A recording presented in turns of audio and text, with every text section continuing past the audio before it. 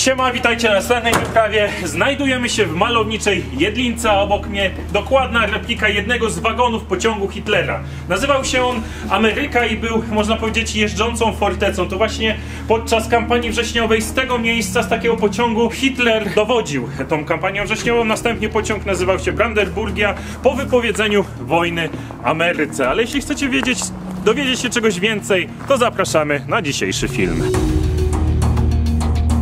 Pociąg Ameryka był pierwszą wojenną kwaterą wodza III Rzeszy. To z niej Hitler dowodził działaniami wojennymi podczas kampanii wrześniowej w 1939 roku i to z niej zapadały decyzje o ruchach wojsk podczas ataku na Polskę. Halo, tu Warszawa i wszystkie rozgłośnie Polskiego Radia. Dziś rano o godzinie 5:40 oddziały niemieckie przekroczyły granicę polską.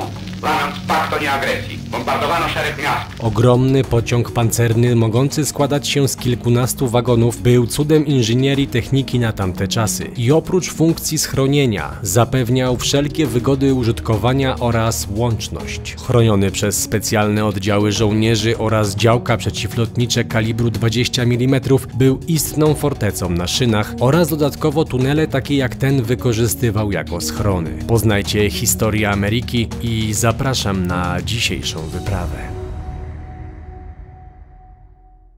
Słuchajcie, jesteśmy więc w Jedlince, dostaliśmy pozwolenie na nagrywanie od właściciela obiektu i będzie z nami też pan Sławek, ale to w innym odcinku. Zgadza się, w odcinku o pałacu, który tu jest po mojej lewej, ponieważ w tym odcinku, jak już wcześniej mówiliśmy, skupimy się na mobilnej kwaterze dowodzenia Adolfa Hitlera, o rzeczy, której rzadko kiedy wspominamy, a można porównać, że to właśnie, no może nie aż tak bardzo, ale chociażby wszyscy kojarzą Wilczy Szaniec, prawda? Wszyscy kojarzą Ameryki, wszyscy kojarzą Berghof, ale nikt nie kojarzy pociągu Ameryka, który teraz wam pokażemy. On jest bardzo istotny. Oczywiście prawdziwy pociąg już został pocięty, że tak powiem, i on jakby nie istnieje, ale tutaj na tym peronie w Jedlince stoi lokomotywa, że tak powiem, ale zobaczcie, jest też... Ciężka i tłusta, pod z niej spływa tłusta oliwa. Jest też, słuchajcie, replika takiej budki strażniczej, natomiast co jest bardzo istotne, to zobaczcie, w środku jest aparat firmy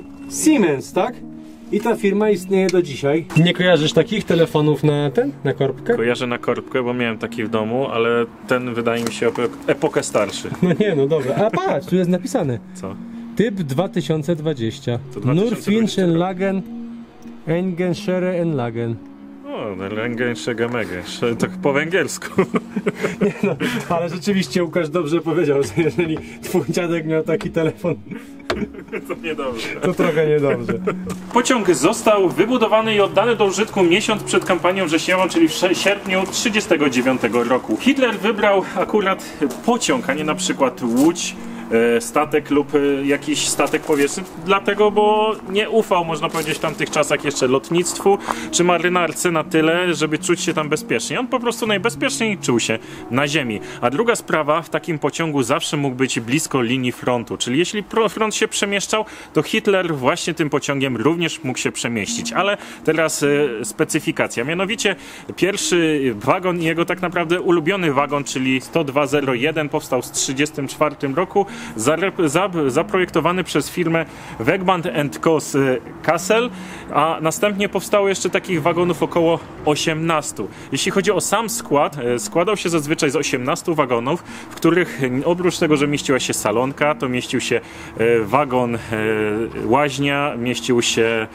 można powiedzieć, główny sztab dowodzenia, mieściło się miejsce, w którym spali żołnierze i jego armia, która go broniła na bieżąco. Był wyposażony w działko przeciwlotnicze, więc mógł się bronić. Tak naprawdę w każdym momencie ciągnęły go dwie lokomotywy. Hitler był non-stop mobilny i mógł na przykład z Niemiec czy z Polski szybko pojechać nawet do Francji. Ale chodźmy teraz dalej, bo chciałbym wam opowiedzieć i chcielibyśmy wam pokazać tę dokładną replikę, ponieważ jest to replika jednego jakby z wagonów, a do tego replika chociażby takiej stacji, jak to kiedyś wyglądało. Zobaczcie, że jest zdjęcie w kolorze przedstawiające właśnie pociąg Ameryka.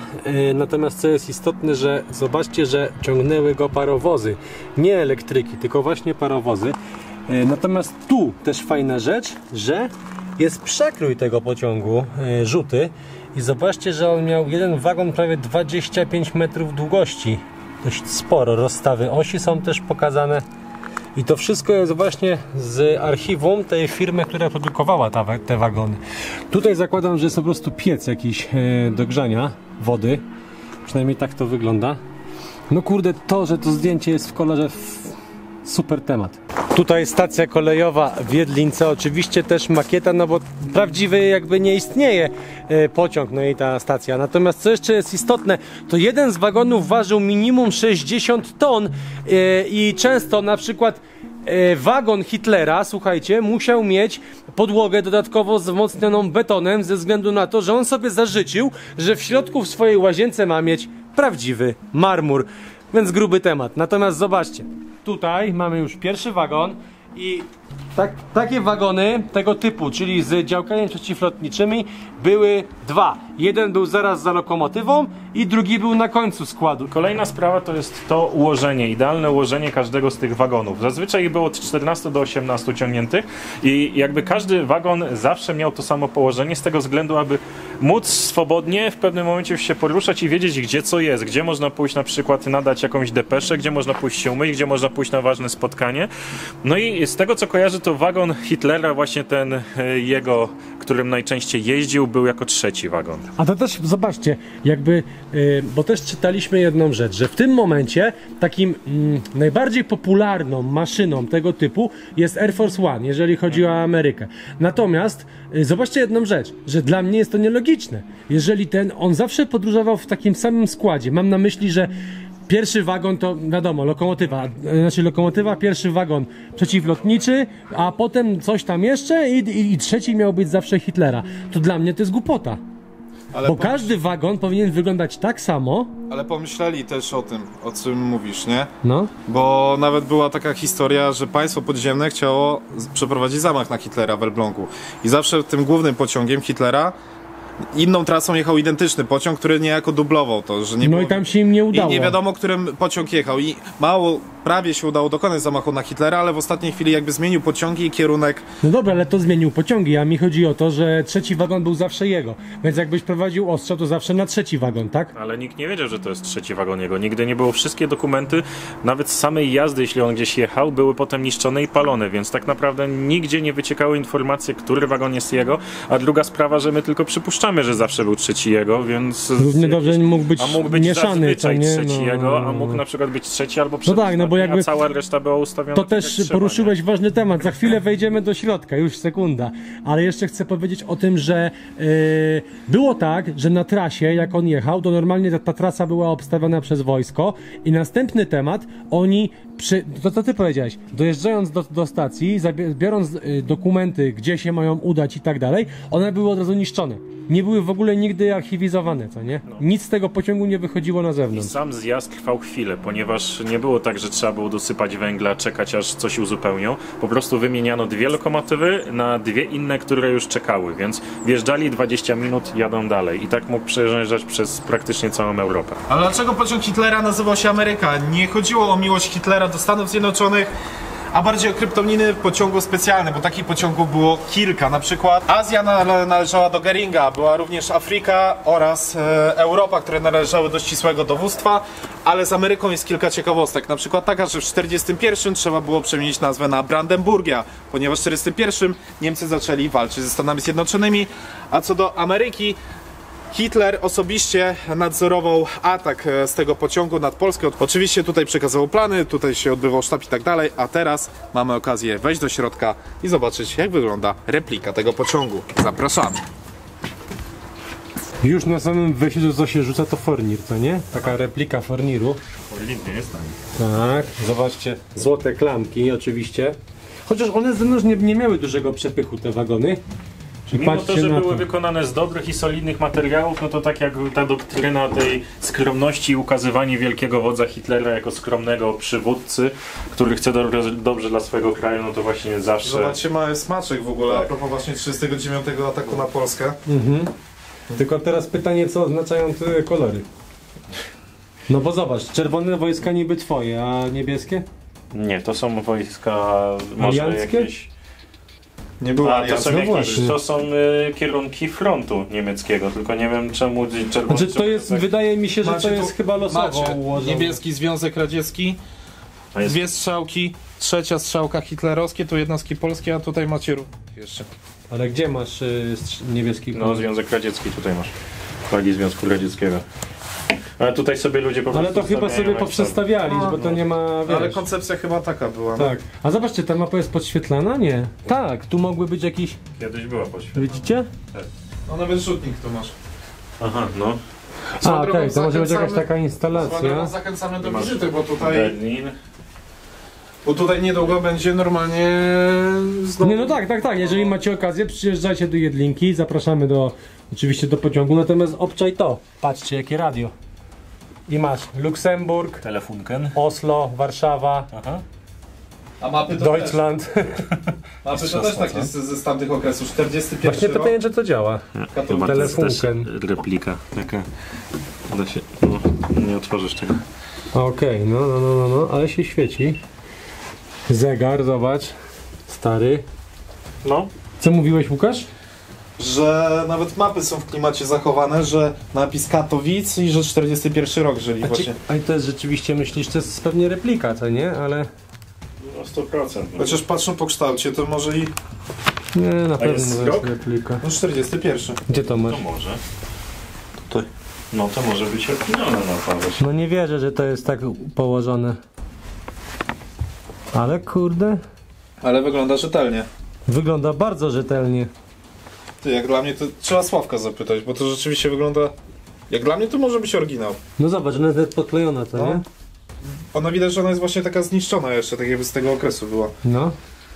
Wiecie, to jest jakby replika pociągu, ale generalnie jest podobno bardzo dobrze odwzorowana. Wagonu można powiedzieć. Znaczy, no, konkretnie wagonu. Zobaczcie, system klimatyzacji, tak? Oczywiście wszystkie ma takie zdobione, to jest chyba zrobione z mosiądzu, mi się wydaje. A to też ciekawe, co poruszyłeś, bo to był pociąg, którym jakby był innowacyjnym pociągiem. No, jak na tamte czasy, lata tak. i właśnie tu nie wiem, czy nie był jeden z pierwszych pociągów, w których był system wentylacji i system grzania. Klimatyzacji, tak, i grzania. A propos tej skromności, że pociąg miał wyglądać na skromnego człowieka i socjalizm, przypomniał mi się pewien prezent Hitlera, który dostał na 50. urodziny i był idealnym przejawem skromności Hitlera. O czym zaraz opowiem. Skromność Hitlera. Na 50. urodziny otrzymał specjalny wagon Baden-Wagen, czyli wagon łaźnie. 78-tonowy wagon, w którym znajdowało się 5 luksusowych łazienek, marmurowe posadzki, kilka pryszniców, 1 prysznic specjalny i do samej jego obsługi zawsze było przeznaczone 11 000 litrów wody, czyli ogromne takie ilości, wszystko dla komfortu podróży Hitlera, ale sama podróż, sam komfort wyjazdy tego pociągu, sam pociąg ponad 400 metrów, około 200 ludzi do obsługi, które mogło tutaj pracować, przemieszczać się właśnie jednym takim pociągiem, ale czas zobaczyć właśnie resztę pociągu. Zobaczcie następne pomieszczenie i tutaj są maszyny do pisania, ponieważ jest bardzo istotna rzecz. W pociągu specjalnym Hitlera oczywiście było centrum telekomunikacyjne.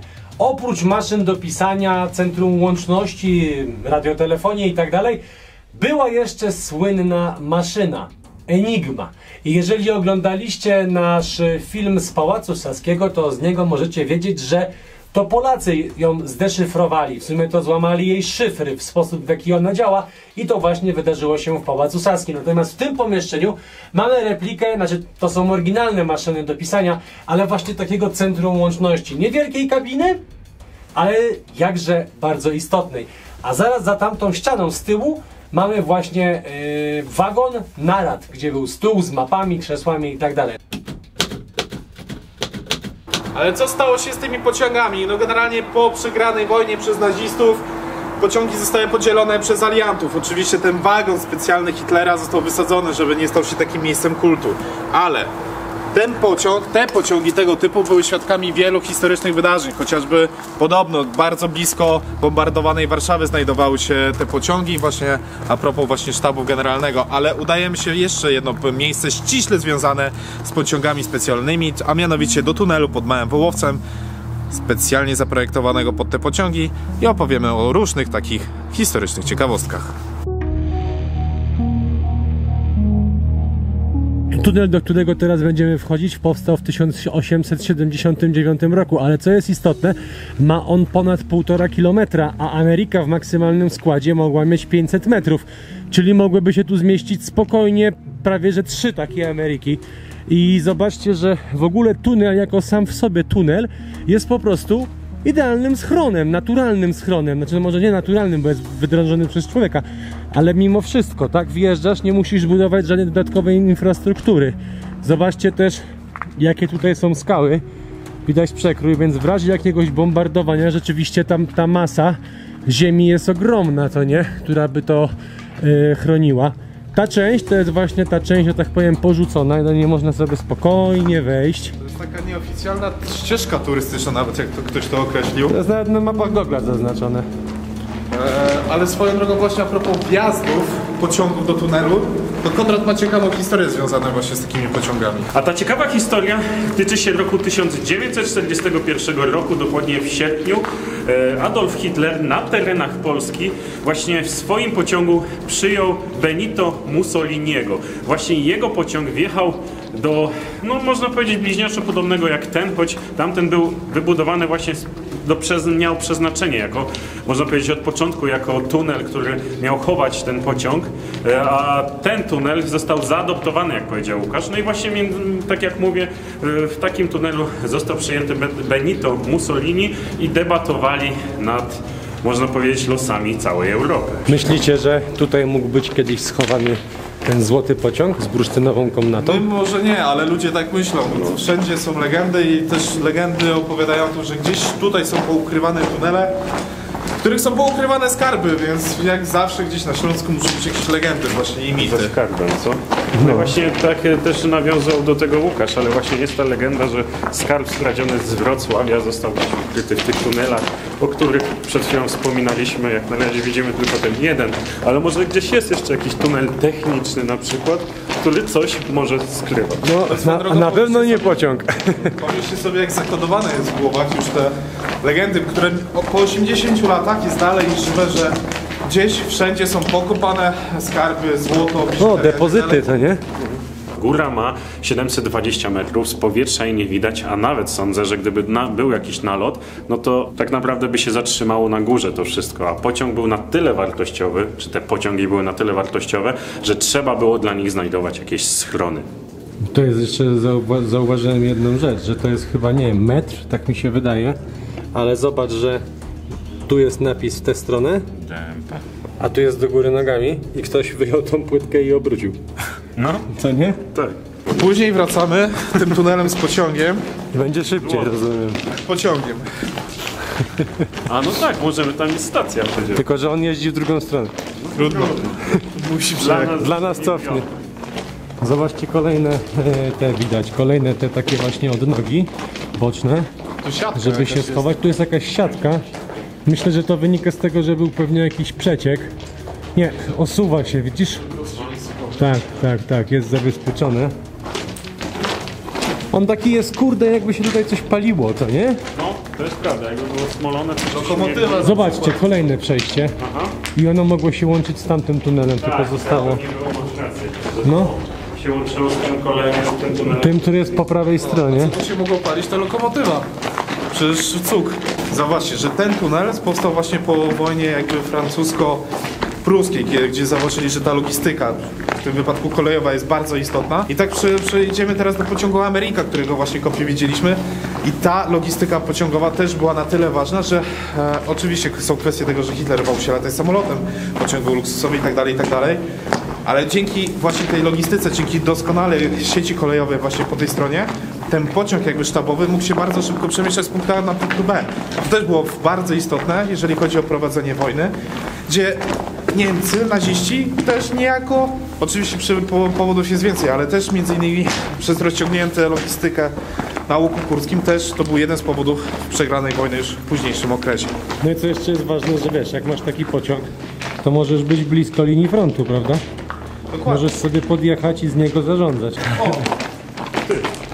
To jest ten czynny tunel obok. To jest to przejście do tego czynnego tunelu. Zobacz, to dopiero wygląda. To wygląda jak dosłownie jak te kanały warszawskie. Ale śmierdzi. Spalenizną, czujesz? Może tu było jakieś przejście kanału. No nie wiem, no dziwne jest to przejście. Ale zobacz jedną rzecz, że jest na środku przełamanie i idzie góra-dół, żeby w razie co mógł wciekać by mogła woda. Nic nie jedzie, ale... O! A tu mamy już czynny tunel. Tak, to jest ta czynna część, no. I to jest najdłuższa część, bo ona jest dłuższa o 41 metrów. Zapewne idzie po większym łuku, no ale tam mamy, no tam będziemy I dążyć. zobacz, że to jest dołożone, bo jest inna cegła już zupełnie. Zrobili taki Tak. przestrzał, ciekawe po co. Ja myślę, że to mogło być, tylko oni to odkuli i dorobili to przejście. Tak, takie są moje spekulacje. Ale wróćmy do tamtego tunelu, co? Bezpieczniej? No raczej. Tablica i zobacz, że są odwierty na niej zrobione. I w ogóle takim gotykiem napisane to No, wydaje mi się. po niemiecku, widzisz? No. I są odwierty wywiercone, jakby ktoś sprawdzał, co jest po drugiej stronie. Skarbów szukał. Później taka, po prostu to była pewnie jakaś tablica upamiętniająca czy cokolwiek. No nie budowę wiem. samą No. chociażby, tak? Tego nie wiem. Jesteśmy praktycznie pod koniec i zmieniło się, że jest z betonu, a góra jest z cegły. Ale te takie mniejsze to chyba wentylacja, co? Właśnie nie, bo nie idzie do góry. Nie idzie do góry? Nie, to nie idzie do góry, więc nie wiem, może jakieś szyby, bo tam dalej masz taką dziurkę i przepływa tam woda, więc... A, czyli było odwodnienie takie może. No. Odwodnienie to mogło być po prostu. A nie, zobacz, są też duże. Widzisz? I jest kolejne przejście na drugą stronę. No. W ogóle tunel pod Małym Wołowcem jest jednym z najdłuższych tuneli w Polsce. Nie jest może najdłuższy, ale kiedyś był. Więc no nieprzypadkowo takie obiekty zostały uznane jako obiekty strategiczne i wybierane jako po prostu no, schrony dla pociągów specjalnych III Rzeszy. Zakładam, że tak naprawdę mogłyby być użyte i do dzisiaj jako schron, no bo mimo to, że nie ma torów, to jakby można tu zaparkować cokolwiek i dalej on swoją funkcję będzie pełnił, tak? Zaczyna być zimno niestety. Nie, znowu. Znowu mróz. Dlatego nie ma śniegu. Rzeczywiście z daleka to wygląda jak wyglądało, jak była mgła, ale... I to najlepsze, że zawsze ten początek taki najbardziej rozwalony, to nie? Bo nikomu się nie chce iść potem do środka. Swoją drogą z daleka ta czerwona blaskówka wyglądała jak ta lampa. Myślałem, że to... A to jest rzeczywiście jakieś odblaskowe, co? Wracamy górą? A byłem pewien, że to... Wracamy górą. Tak, szukamy Wrocławia po złoto. I tutaj kończy się nasza przygoda śladami specjalnego pociągu Hitlera. To jest oczywiście kawał historii związany z naszym krajem, no i ten odcinek też już powoli przechodzi do historii. Troszeczkę w takiej innej formie niż zwykle, ale mam nadzieję, że wam się podobało. Jeżeli tak, to pamiętajcie o subskrypcji. No i co? Do zobaczenia na następnej wyprawie!